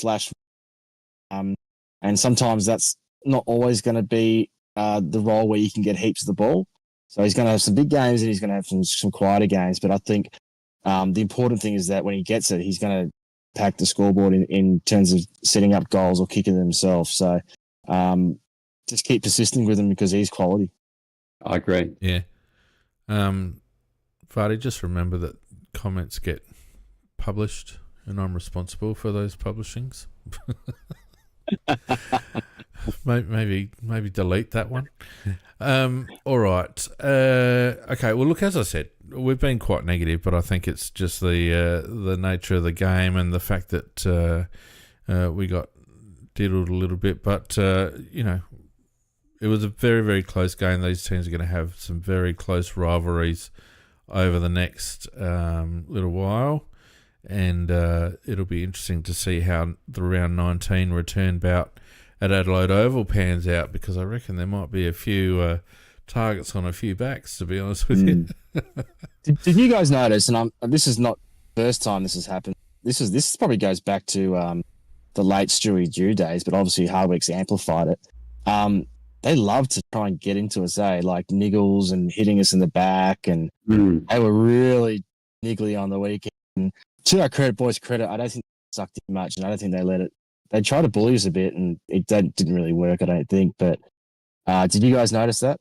Yeah, that's standard Hardwick tactics, and he's done that with every team. Every team he coaches, that's part of the deal. Yeah. So I don't have a problem with that. That's football. No, look, it did flare up at one stage there down near a goal, one of the goal squares down there, but it was always going to happen because the niggle is it's constant. But no, look, that's AFL footy. You got to put up with those things. Yeah, I mean, they try to get under Rankin's skin a bit because they obviously had the impression that they might be able to ruffle his feathers a bit. And we'll talk about next week in a minute, but obviously his calf injury is a worry. But I'm looking at the time. We're going to have to rush through the rest of this because we've spent a lot of time whinging. So I'll do a really quick housekeeping, which really is only the tipping. Let me just bring that up. Tipping comp. Where are you? All right. Okay, so the tipping, I had another crap week. Because I forgot to put in my tip on Thursday night and it picked Carlton for me, which was rude. And second, because I'm just not a very good tipper. We had people getting sevens again. Lots of people getting sevens. Did anyone get an 8? No one get an 8, I don't think. So the convener of the tipping comp is actually in front, which we'll have to bring in the stewards on that one. on 29. And then we've got Jordan, Stu, Callum and Jason on 28. And then goes down a fair few on 27. Poor old Phoenix is on 21. So I'm almost a round behind after 4 rounds. So that's about my usual. Let's not spend any more time on housekeeping. Let's go straight into the other results, Mako. Yep. Okay. So we had. We'll have to be relatively quick because we're on the 2 hour these will mark. be quick. Yeah, Yep. I'll read out the scores. You can give me a comment. So we had Collingwood 8-15-63, just making Carlton season worse 16-46.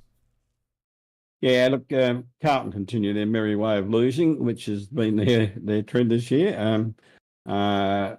They did tag Dacos out the game, but then Cripps played his worst game of the year. So, Carlton 0-4. The Cats toweling up Melbourne 12-13-85 to 6-10-46. First 2 games both had losing scores the same. Yeah, look, we got a situation here where there might be something brewing in the making. I think that they just got towed up by Geelong far too good. Melbourne, Gawn and Oliver, yeah, they were okay, but gee, they've got so many players not up to scratch or not looking like they were. And if anybody saw Petrarca's face when he came off the ground, he did not want to be there. And I don't think he will be next year, and I don't think Goodwin will be either. They have cooked their premiership window. They've cooked that squad. They got 1 flag out of it, which has got an asterisk next to it anyway. And, they have absolutely bottled that, I reckon. What do you think, big man, real quick? 2 things about the game. So the first thing at Melbourne, I agree. I mean, here's the thing, like, I'm so desperate for a Crows flag that I think I'd take what they're going through now. Gave us 1 flag, even though they should have won 2 or 3 with the midfield they had and the forward line that they had at the time. I still think we did have it, mate. We had the camp, but like they won the flag on the chance, and I still take that even if it meant all the crap they're going through now, and they will go through for a while. They actually have some decent kids. Problem is they got to phase out their players that are in their prime or past their prime now, so they're due for a few bad years. It's interesting too about that Geelong game because obviously Geelong soon, but I think that was the most or close to the most uncontested marks ever recorded in an AFL game. Wow. So that'll be interesting to see if that was a Geelong thing or more that Melbourne were just that easy to play against. But they racked up in defence, particularly, but all over the ground. So it's just something to keep in mind with Geelong is that they're very high uncontested mark game. All right, next one. Richmond 13-12-90 got beaten by Brisbane 18-10-118. Yeah, look, Brisbane won as you would have expected them to do, but probably not by as much as you thought they would have.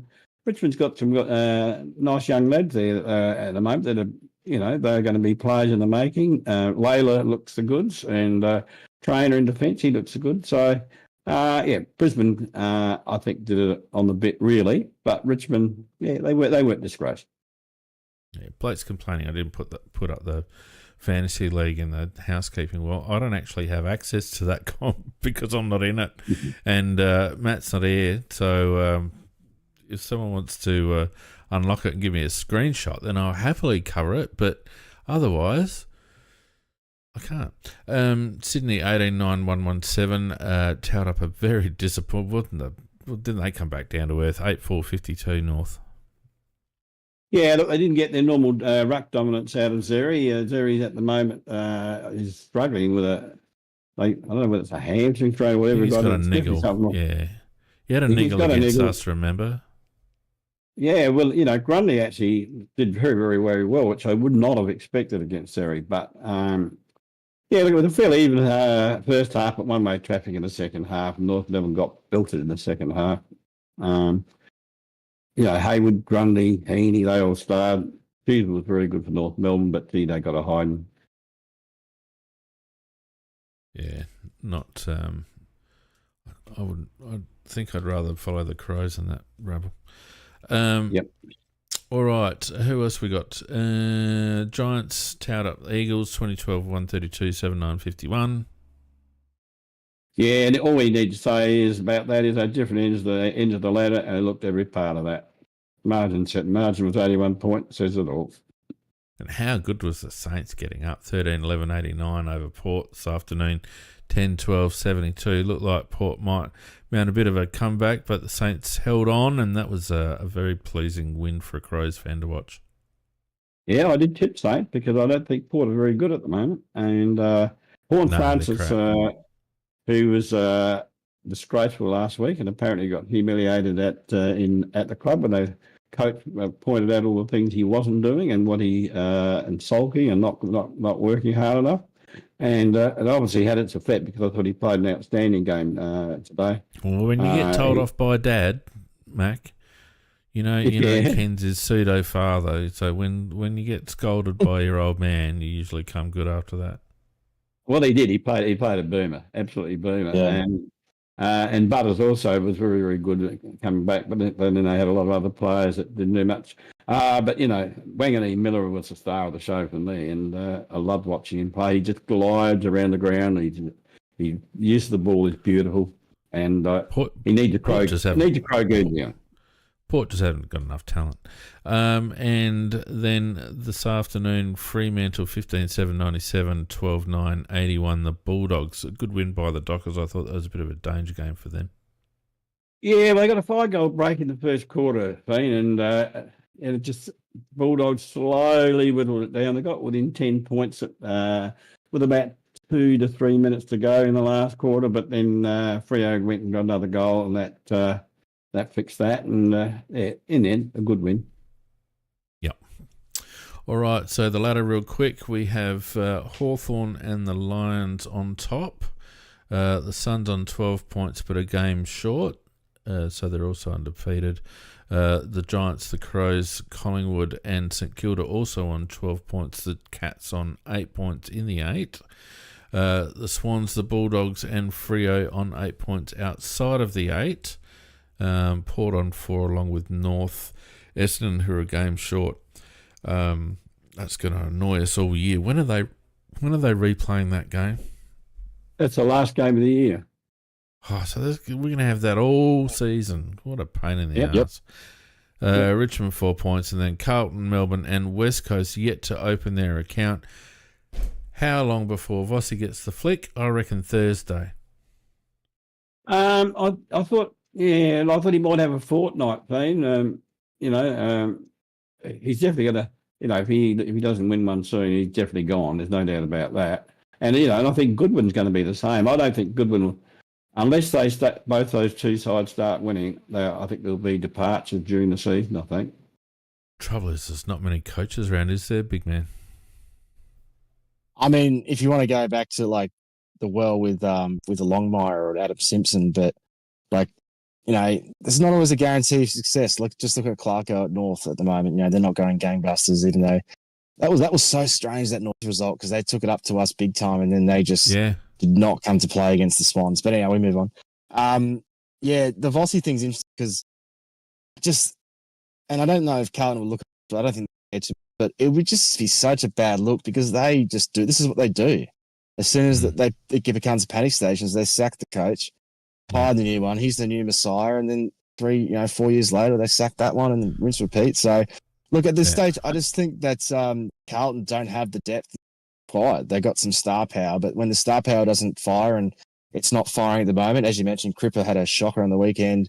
Curnow was okay, but he's still getting back into the swing of things. Mackay's out. Walsh is underdone and not quite. He was okay on the weekend, but he's still not playing as well as he could have. And they just don't have the quality in the flanks and the fringes and the pockets everywhere around the ground. And particularly up forward with the small forward, they had the worst small forward brigade in the comp. So they just have too many holes in to challenge. So Voss is going to cop it, but I think there's more than just Voss. That's the problem at Carlton. As for Melbourne, I think that's different. I think that's one where Goodwin's probably been, he's had a good run there. They won a flag, but clearly the place isn't connected and on the same page. So I think he's one that needs to be moved on. They need a fresh start. And it may mean that Petrarca and Oliver leave as well, but in the end, that might not be the worst thing for them, particularly if they get some value at the trade table for them. Correct. Totally agree. I reckon, just before we go, guys in the chat, can we stop making politically or controversially charged comments on chat? Because as the publisher, I'm responsible for what gets put on, and all this stuff goes on the screen. Can we just keep it to the footy? That'd be great if we could. Yeah. I think that's about it. We've gone over 2 hours. We're back to the old ways, Macca. It didn't take us long. We can do it easy. So we do it just so before easy. we go, let's talk real quick about next week's game. Obviously, we've got the Cats. Rankin might be in doubt with his calf. So that's at least one that I can think of. I don't think anyone else pulled up sore during the game. Yeah, look, I couldn't think of a worse programming situation coming from playing in that heat and then only having a 5-day break. And the Geelong have had 6. Yeah, look, if we play well, we can win the game. But I'm thinking that we might lose this one thing. Big man. I think we'll either come out snarling or we'll be a bit listless. It's so hard to judge because I got no question on our effort of the boys at the moment, and our form line's still good even after the loss on the weekend. I just think a lot of it will come down to whether they have it in them physically, mostly, and also a little bit mentally, because that would have been quite a draining game in terms of their emotional side of things. Losing by such a 1 point and the whole umpire fiasco and everything. I'm sure that was draining, but particularly physically, like sometimes there's only so much to do, and if our boys are still fatigued and a bit beaten up because that was a tough game, as you said, really contested game. We might not have it in us to win that game. But if we come out firing and we're obviously off about what the result on the weekend, we're absolutely going to be able to take it up to Geelong. We don't match up particularly well against them, unfortunately. No. So, and not easy beats by any means. I know they've only won the 2 games this year, but they're pretty good. They're pretty good, Geelong. They don't match up well against us now either, to be perfectly frank. I mean, you can look at it either way. I don't think they've got the timber for our tools down up forward. I think we match them very well in the midfield. They've got they've got an out too, Henry, at the moment. Geelong doesn't scare, and they're not travelling terribly well. They got done by the Saints at home. I'm quietly confident, to be honest with you. Sorry, I've jumped all over you, big man, but no, that's all right. No, because you make a valid point. It's just that we're moving from one really good coach to probably the best coach in Scott. So he takes your strengths away from it better than anyone does. And we saw what happened last year with the whole Stewart fiasco. So hopefully we've got a better plan in place this time. We'll probably bring Luke Pedler in to stand him, won't we? That's why Murph team he can play on Stewart. But so look, I'm sort of with Mackie. I hate being the pessimist because I actually think we'll be okay. But as I said, I don't know if the boys are going to be able to actually get it done purely because we've been screwed over by the fixture here. But if we do, and to be honest, that's going to be a great source of inspiration for boys. If they can lift, they've got a big break afterwards. If they can put everything into this game, and get it done against Geelong to open gather round, then I'll be so happy because and I'll be really proud of them because it's going to be a hard game, but it can be done, Fiend. But the realistic side of me says it's going to be bloody tough. These guys are professional. There's only so much you can do. I'm sure all the rehydration stuff's been going on. To look after their bodies as best they can. The hardest thing to recover from after a big game is the knocks, the impact injuries, the bruises, etc. Usually it takes until Wednesday or Thursday to get over that shit. But I think that I would love to see them foster a bit of an us against them attitude this season, because I think even for Matthew Nix, and I've got to give credit to Matthew Nix here, I felt he handled his post-match press conference really well and let it be known to the extent that he could without getting a fine that we got ripped off. I would imagine that the rooms reflected a general feeling of we got ripped off, and I hope that fuels a bit of fire. I'd say we come out breathing fire this week, and I think we'll beat Geelong by 6 or 7 goals. I got no problem with it at all. Hey. Well, Fiend, I'm really, really hoping that you're right. That's and I really genuinely hope you're right. I just have this worry, a physical worry, not about ability, more about physical. But if they, I'm sure the club will do everything possible in terms of light training and refreshing them. And look, I hope you're right. I'm just worried about that. And that's the only reason why I've gone against them. I think we're a better side than they are overall. But that's the only thing that worries me. And if we can handle that, then we can win it. But not so sure. I just don't know whether we can. I think we'll know in the first 10 minutes whether we're a chance or not. I think it'll be pretty obvious pretty quickly whether we're on. Yeah, Vardy said the anger from the Keys Sydney controversy didn't serve us well. We had to wait 6 months for that one. This is the 5 days later, Vardy, a little bit different. Look, gather round, opening gather round. It'll be a night game, which will be better. There won't be a lot of heat in it. I don't think Geelong are travelling that well. They've got a couple of key outs. I don't think they match up well with us defensively. They've got a couple of individual players that could rip us a new one. But assuming we don't give them enough of the ball, I think we'll be all right. Like I said, we'll give them a good old-fashioned spanking at Adelaide Oval just to get gather round up and running, eh? All right, well, look, we've gone far too long. So, Big Man, did you have something before we finished? Oh, no, I was just going to say, just one last point is that it's almost the complete opposite in terms of preparation for the game, is that Geelong are coming off the cruisiest win you ever see. Like, Melbourne basically did nothing. And we fought a really hard contested game against that went to the wire against Gold Coast. Who knows? Maybe that works in our favour. We'll come to play and they won't be quite ready for us. So it could go both ways. It might not be the worst thing. Macca?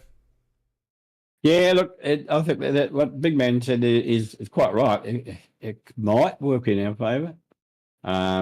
The humidity part of it worries me, though. That's really that's my only one concern is what effect the humidity had and has had on us in terms of, we do all the right things, and there's no doubt we will do all the right things, but you still have had that experience and you've got to get over it. So, look, we're capable of winning it, but I'm still have to say Geelong. All right. Well, you guys obviously aren't watching the time. It's now 2 hours 15. So ride along amongst yourselves, and I'll just wind up the show. Okay. Thanks everyone who joined us tonight for our extended rant. Thanks to everyone on YouTube. If you like what you've seen and you haven't already, please drop us a subscribe. It really helps our algorithms. Thanks to everyone who joined us on Discord as well. We will be back during the week with our engine room and all that other stuff. So get around that. In the meantime, stay safe. Oh, now so Thursday night game. So I might be pushing shit up. I'll do my best to get as much content out as I can between now and Thursday. But in the meantime, thanks everyone. Thanks, Big Man. Thanks, Macca. And we will see you next Sunday for the wrap. Goodbye. Yeah, not all. Thanks, guys.